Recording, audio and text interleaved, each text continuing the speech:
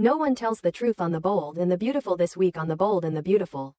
Truth is dead, loyalty is bought, and no one is safe. Especially not Luna. The tangled web of secrets, betrayal, and power games tightens around her throat as the truth gets buried deeper with each passing minute.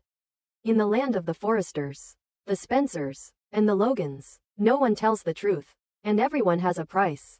Even family. Luna stood her ground, trembling but defiant.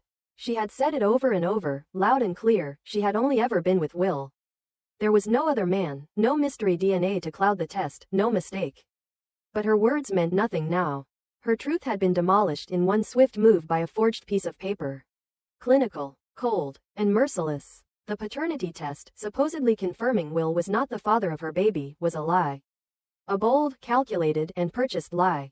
Bill Spencer made sure of it. Long before the test was ever taken. Before Luna even stepped into the clinic. Bill had already decided the outcome. The powerful billionaire moved behind the scenes with precision. He didn't need a courtroom or a confession. He needed results, clean, efficient, and irrefutable. And that's exactly what he bought. He made a call, pulled a string, offered a price. And Bridget, of all people, took the bait. Bridget Forrester, doctor, sister, daughter, a woman sworn to protect life and uphold integrity, folded, whether it was for money, influence, or some deeper leverage Bill had over her. She falsified the results. The papers that exonerated Will and condemned Luna were a complete fabrication. But by the time Luna found out, it was too late. The lie had already gone public. Will was cleared. Bill walked away smug, and Luna was branded a liar. Her pleas fell on deaf ears. Her protest sounded like desperation. She screamed the truth into a storm of indifference. No one believed her, not Hope, not Steffi, not even her own family. Her credibility was shattered, her image ruined, and now, facing charges of fraud and false accusation, she was being dragged toward a fate she never imagined. Prison. The weight of it all broke her. As the walls closed in, she turned to the only person who had ever saved her from ruin before, Lee. Once, Lee had thrown Luna a lifeline when no one else would. Once, she had stood between Luna and the abyss. So Luna begged again, tear-streaked, exhausted, clutching her stomach and the child inside her. She fell to her knees and pleaded. She wasn't just asking for mercy, she was begging for survival. She asked Lee to believe her. Just one more time. But Lee had already made up her mind. To her, Luna had made too many mistakes. She had ignored advice. She had crossed lines. She had chosen scandal over safety, chaos over calm. And now, Lee was done. The door she once held open, she now slammed shut. With a cold finality, she told Luna she wouldn't help. Not this time. Not again. That was the end. And so Luna, still insisting on the truth, still carrying Will's child, was forced into a squad car. Alone. Her hands cuffed, her future stolen, her cries ignored. Her baby, already a victim of power and lies, would be born behind bars unless something changed. But nothing would change. Because in this world, power speaks louder than truth. And Bill Spencer had all the power. No one said it aloud, but everyone knew it. Bill wasn't protecting Will. He was protecting himself. Protecting the Spencer legacy. Protecting the illusion of control. Will, young and reckless, had gotten in over his head. A baby with Luna would have tethered him to a scandal he couldn't escape. So Bill wiped the board clean, erased the mistake, and silenced the girl. Simple. Ruthless. Effective. Now, Luna's name is scorched. Her reputation is poison. The same people who once smiled in her face now whisper behind her back. She's a pariah, a scandal walking, a cautionary tale for anyone foolish enough to challenge the establishment. And Will? He walks free, smiling, guiltless, untouched. He knows the truth. Of course he does. Deep down, he knows Luna never lied. He remembers that night, remembers the connection, remembers how real it felt. But when Bill made the choice for him, Will didn't fight back. He stayed silent, cowardice wrapped in comfort. So now he says nothing while the mother of his child is marched toward a jail cell. Bridget, meanwhile, disappears behind hospital doors, hiding behind her scrubs and credentials. But the guilt is there. Every time she looks in the mirror, she sees it. She knows what she did. She knows the price of silence. But she also knows that crossing Bill Spencer is a gamble no one wins. The Forresters, for all their wealth and power, stay curiously quiet. Ridge, too distracted by his own family fractures. Brooke, walking her tightrope of alliances. No one steps in. No one stops this train wreck. And Steffi, busy managing crises of her own, watches from afar, possibly suspecting the truth, but unwilling to put herself in the line of fire. Hope, once Luna's ally, now distances herself, afraid of being dragged down by association. The message is clear: survive or disappear. And so Luna disappears. Not from the world, but from their circles, their compassion, their concern. She becomes just another body in the system.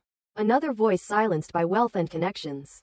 Her only crime was trusting the wrong people, and now she would pay for it with her freedom. But this story isn't over. Because secrets never stay buried forever. And paternity tests, no matter how doctored, can be redone. Evidence can resurface. Consciences can break. Will someone finally speak up? Will Will confess? Will Bridget crack under pressure? Or will Bill's empire of lies continue to expand, swallowing everyone in its path? For now, the truth is chained. Justice is blindfolded. And Luna is locked away, carrying the truth inside her, along with a child who deserves more than this. No one tells the truth on The Bold and the Beautiful. But truth has a way of fighting back. And when it does, it will burn everything down. In a rare and uneasy alliance, Brooke Logan and Taylor Hayes find themselves on the same side, united by urgency, fear, and a mutual understanding that the one thing more dangerous than Luna's pregnancy is Luna's voice. For years, Brooke and Taylor have stood on opposite ends of nearly every battlefield. Their rivalry etched into the legacy of The Bold and the Beautiful. But not this time. This time, they agree, Luna must be silenced before she reaches Steffi. The stakes couldn't be higher. One word from Luna, one emotional outburst at the wrong moment, and everything collapses. Not just reputations, but legal standing, courtroom narratives, and the carefully maintained image of the Forrester family itself. The plan is simple but precarious. Keep Luna under wraps, away from Steffi, away from anyone who could take her side, and especially away from the press. If the truth gets out, that Will is the father, that the paternity test was faked, that Bill bought Bridget's silence, then the delicate structure they've built begins to crumble. And with it, their last chance at protecting the family's power. Ridge is blindsided. He walks in on the two women, his past and his present, conspiring behind closed doors, voices hushed, tones sharp, and the name, Luna, thrown between them like a grenade. It stops him cold. Of all the people to align, Brooke and Taylor were never supposed to be on the same team. Their alliance shakes Ridge in a way that nothing else has. Not just because of the betrayal of secrecy, but because if Brooke and Taylor are this desperate to control Luna, then whatever Luna knows must be explosive. Ridge demands answers. Brooke plays it carefully, painting Luna as unstable, emotional, unpredictable. Taylor agrees, unconvincingly at first, but enough to sow doubt. They frame it as a matter of compassion. They claim they're trying to protect Steffi from unnecessary stress, that Luna isn't thinking clearly, that it's better for everyone if things calm down before anything is said. But Ridge isn't buying it. He's seen enough manipulations to recognize one. And what's worse, he starts to question if he's just a pawn in a much larger game being played behind his back. Meanwhile, Luna feels the walls tightening. She doesn't know exactly what's happening behind closed doors, but she can feel the shift. Conversations stop when she enters the room. Eyes avoid hers. Texts are deleted quickly. She's being watched, controlled, monitored. Every attempt to get close to Steffi is blocked. Every time she tries to speak, someone steps in. Brooke pulls her aside. Taylor invites her to coffee. Even Hope, once a voice of calm, starts telling her to take it easy, to wait for the right time. But the right time never comes. Luna's instincts scream at her, they're hiding something. And not just from Steffi.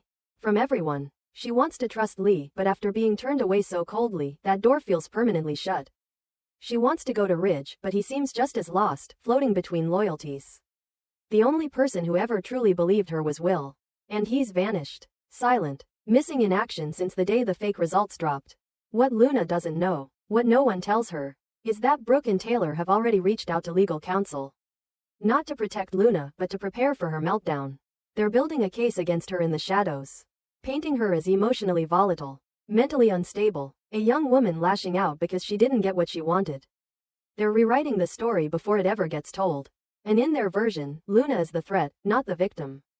They've even spoken to Steffi's legal team, subtly suggesting that Luna's claims, should she ever make them, are motivated by jealousy, heartbreak, or worse, a scheme to extort the Spencer family. Steffi remains blissfully unaware, focused on work, unaware that the narrative of her life is being written without her input. But that bubble won't hold forever. Because Luna is getting desperate. And desperate people don't follow scripts. Late one night, she sneaks into the Forrester building, hoping to find Steffi working late. Instead, she finds Thomas. His face softens when he sees her, but before he can speak, Luna blurts it out, everything.